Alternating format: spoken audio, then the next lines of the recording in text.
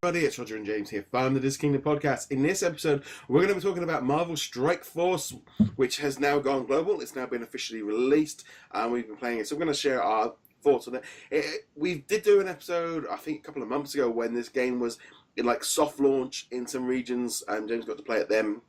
But now it's officially out, and a big release for it all. It's out on iOS, it's out on Android. Definitely go out and try it yourself. That's the first thing to say. So let's jump into our initial thoughts of it. So James, what have you thought of the game so far?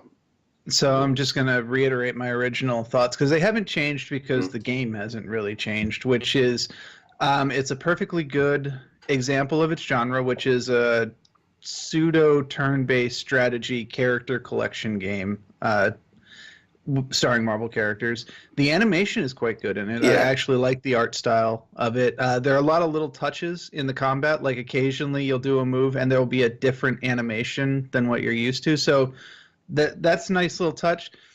You do get new characters very quickly, which is important for this kind of game. So that's also a very good thing. Having said that, the game immediately throws at you, don't you want to buy this? Don't you want to buy that? Don't you want to buy that?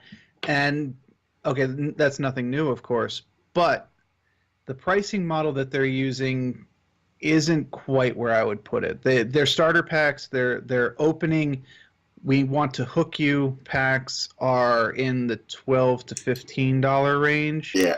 They should be in the $5 range. And, I mean, not that I'm encouraging people to spend money on games, period, but if as a developer, you want to hook a player early in the game, or even just get a little bit of money. They're not going to turn into a whale. You're just going to get a little bit of money out of them.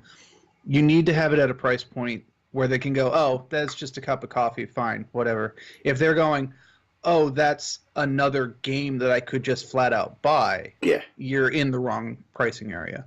Yeah, I mean, actually, that's quite a good point, because it's essentially, actually, in the last week, there's two instances of where that's happened for me. One was Disney Magic Kingdoms, where I brought, just trying to think, I think I brought Tigger for like $3.99.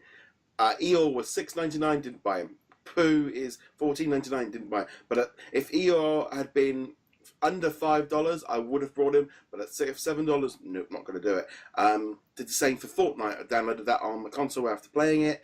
And starter pack of $3.99, I was like, yeah, it's fine, I don't mind. I don't mind chipping in if it's like you say, like a cup of coffee kind of price, and it's like, okay, that's a little bit vary. I don't mind kicking in a bit but as soon as it starts creeping up for, like you say, $12, $13, that's an indie game.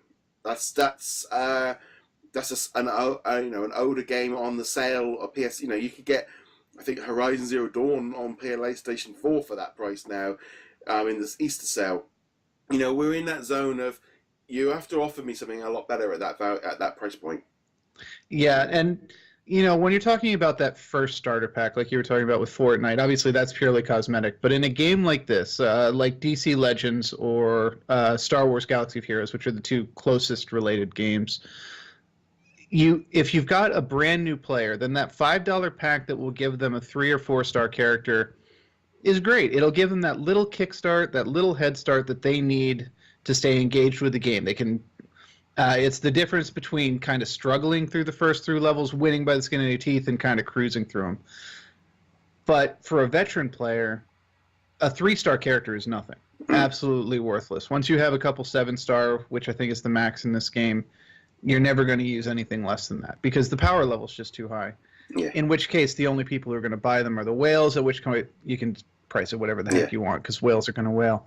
But that's why you've got to price it at something that's enticing to beginning new players. Even if they never spend another dollar on that game, you got those $5 out of them, and that's more than you would have got if you'd priced it at $15 because they're going to be, no, I'm not spending that. I played for a bit. I thought the graphics-wise, it looks pretty good. Kind of reminded me, you can tell where the influence from the Contest of Champions is coming, because I believe a lot of the guys on Kabam ended up being split in the company, and then they got brought out and brought up with this. So I like the way it looks. The graphics when they're flicking between it, and the art style of the characters looks good. Again, for me, I'm not a big fan of turn-based video games. I don't mind if I'm playing a board game, which I've been doing and stuff. That's different. But in a video game, I like to be in full control, and I'm controlling the characters. I mean, I tried it I think I literally got to like Winter Soldier and kept dying, and it's not really doing it. I mean, I know that's like super early in the game, but it's like that's enough for me. It's like I don't like this style of gameplay. I'd rather play Contest of Champions. I prefer or Future Fight, where I have control, and this is not. And that for me is where this whole game just comes. I've tried it. It's not the type of game I like to play. I don't like this whole you go then I go, because it's one thing, like say, doing it on a board game, but there's another thing doing it in a video game where normally I can. It's my skills are like real life, where I can. You don't go right. Okay, so now your turn to hit me.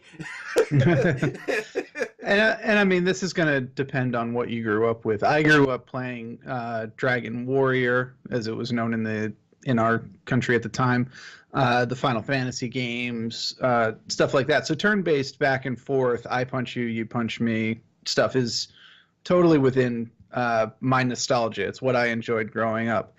But yeah, it's going to be personal taste for everybody. If you're not into that gameplay, this game is going to do nothing to change your mind. If you, on the other hand, you love Star Wars Galaxy of Heroes, or you love DC, I forget what the subtitle is, but the DC Legends game that's in the same vein of that, then you will enjoy this game as well. It's very much the same thing. The PvP follows the same style of those. There's multiple things you can do. You've got clans that you can join. I think they're called alliances in this game.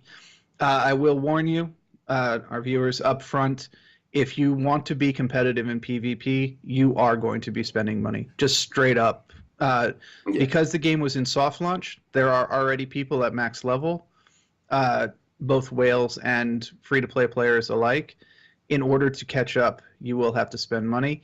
Even after you've caught up, you will have to continue to spend money to stay caught up because of the way this game is. So if you're fine being a whale, cool, no problem. If you are a PvP competitive gamer and you don't want to spend a lot of money, probably just put the app down right now and look somewhere else that will be more satisfying to you. Second point of note, this isn't a complaint, just a thing is, I don't know about you, Roger, but my battery died like crazy playing this game. Yeah, I didn't really know. It's just, again, for me, it was just like, after about 20 minutes, it was just like, it's just not for me. I didn't even really go much further. I was sat there, and I knew this going into it, because it was one of those things of like, I need to play this game before we record this. And I just went all week, and it was just like, I'll do something. I just didn't. I knew what it was, and I just didn't. I just wasn't interested in it, because it might be Marvel, but I don't like the gameplay style, and it just. Right. I knew that going in, so I was a little bit like, I didn't really play it enough to get the I will probably only have it installed on my iPad, so I'm aware of updates, and that's literally my iPad is full of all the games, because I'm keeping up the as I said, it's not for me. I prefer Contest of Champions. Even Future Fight, I prefer it a little bit more. But Contest of Champions, I feel like I have the control of the character, and this one just didn't. It's just not for me. And it's hard to be like do a review of it, because it's a bit like, I really don't like this gameplay, and therefore it's got an uphill battle before it's even started. Because that's why there's two of us. Yeah, I just wouldn't be able to give it a fair, so like, if I would review it, I'd be there giving it like a 5 or 6, because I'm just bored of it and I don't like it. But then someone that likes that template, it could be, this is the best version of this game ever seen. But there is something that we can talk about that impacts both of us, and that is that at launch, they announced that this game was going to have Wolverine in it. And he is unlockable in this game. I think you simply have to do all of your daily missions, like 10 days in a row or 10 days period, something like that. This is a pretty big deal because with the exception of Future Fight getting the X-Men a couple of months ago, the X-Men have not been in recent Marvel games at all. Now, Wolverine's the only one in the game so far. but that opens the door for all the rest. This combined with the Fantastic Four news, which we'll talk about in another podcast, does seem to suggest that either Marvel and Fox have come to some sort of agreement, or Marvel is just like, okay, we can't. Yeah, I think it just unlock. These things are back in. Forget about it now. They're in. And that's how I feel. I'm in the same boat on that. I think Marvel has gone.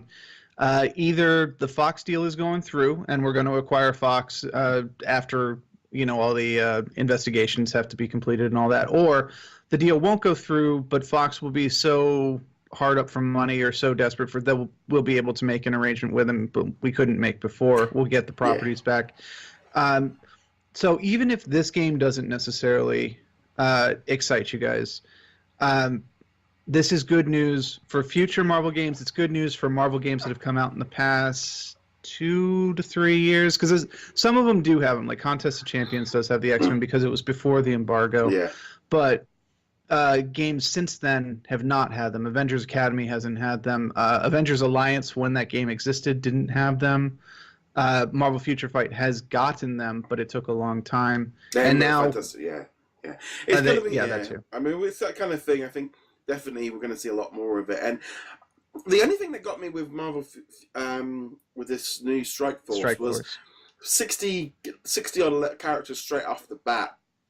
It does feel a little bit like that's a lot to start off with, when they could have they need that drip feed of like, now if they go into the realm of the multiverse too quickly, you're going to get into that kind of territory where we're adding a new character every week, of which is just a costume changer. And I did think 60 to begin with was quite a big launch roster. Well, some of them are also just minions. Some of them are just Hydra assassin, Hydra sniper, Hydra medic, Hydra tank, and then a shield version of each of those, and a Ravager's version of each of those, and an AIM version of each of those. So yeah, there's 60, but the functional roster is actually significantly smaller than that. And we haven't talked about it, but there is also the Disney version of this game, which is in soft launch at the moment. It's Disney Battle Mode, I think is what it's called. Yeah. I did download an APK for that as well, and I can tell you that they're on polar opposite ends of the spectrum on that one, because that game only has like 15 characters in it. And the problem that I'm encountering there, and why I only played the game for like 3 days, was it felt like you were making no progress because you were never unlocking any new characters. It's that catch-22, isn't it? Yeah, so they need a balance. 60 might have been a bit much, but at the same time, if you're into this type of game, if you're into that character collection kind of game that got to catch them all, that is a positive, because then you're going, I've got 60 characters, I've got to level them up, I got to get the star ratings. There's a lot from me or blank person to aim for. So that can either be a negative or a positive depending on what you're going into the game for. Personally, it's a negative. Gotta get the whole thing. The collector in me has lost that point of just like, I can never have them all, so there's no point ever trying. Just grab the ones you like. But that's true. Well, grab your one. The grab the ones you like is also valid for this, because there's more of a chance that you'll be able to put together a team of characters that you're just like, sure, there's no synergy between these characters, but I really want a roster of Spider-Man and MODOK and just this random. So you've got that too. Even if you don't want to collect them all, you can at least be like, my favorite characters are right here. Yeah. I will build a team with my favorite characters. So there's that. Okay, on that note, guys, let us know what you guys think of the game. Let us know in the comments below, or getting in touch with us on social media or on our Facebook group.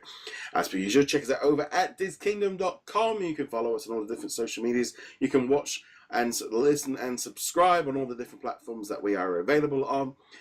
And finally, James, where can they find you? I'm heroiclegacy.com. On that note, guys, thank you very much for joining us. We'll be back soon. Later.